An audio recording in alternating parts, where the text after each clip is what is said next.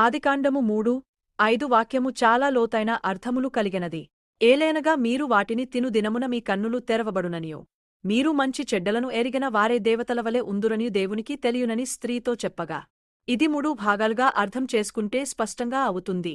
1. మీ కన్నులు తెరవబడును. ఇది అర్థం ఏమిటి? ఇప్పటికే ఆదాము హవ్వలు అంధులు కాదు. వారు దేవునితో నడిచేవారు, దేవునిని చూచేవారు, దేవుని స్వరాన్ని వినేవారు. ఇక్కడ సాతాను చెప్పినా కన్నులు తెరవబడును అనేది ఆత్మీయ వెలుగు కాదు, పాప జ్ఞానం ద్వారా వచ్చే అవగాహన.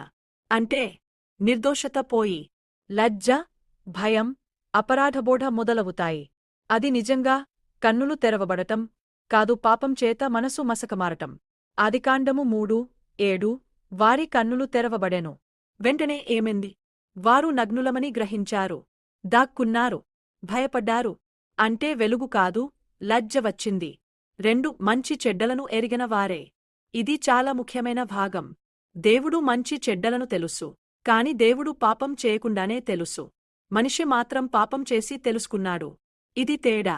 దేవుడు పరిశుద్ధతలో జ్ఞానం, మనిషి పతనంలో జ్ఞానం. అంటే దేవుడు ఇచ్చే జ్ఞానం జీవనానికి దారితీస్తుంది, సాతాను ఇచ్చే జ్ఞానం మరణానికి దారితీస్తుంది. ఇదే ఈ లోకపు తత్వశాస్త్రం, మానవ జ్ఞానం, స్వతంత్ర ఆలోచనలకు మూలం. 3. దేవతలవలె ఉందురు. ఇది సాతాను చేసిన అత్యంత పెద్ద మోసం. అతడు చెప్పిన అర్థం, మీరు ఇక దేవునికి లోబడి ఉండనక్కర్లేదు, మీరే దేవులవుతారు. అంటే దేవునికి ఆధీనంగా ఉండే స్థితి నుండి స్వతంత్రంగా తీర్పు చేసే స్థితికి. ఇదే సాతాను తానే పడిపోయిన పాపం. యెషయా 14:14 నేను పరమునకు ఎక్కి మహోన్నతునివలె ఉండుదును. ఇప్పుడు అదే భావాన్ని మనిషికి నూరిపోస్తున్నాడు. లోతైన ఆత్మీయ సత్యం. సాతాను చెప్పింది 3 అబద్ధాలు. దేవుడు మిమ్మల్ని పరిమితం చేస్తున్నాడు.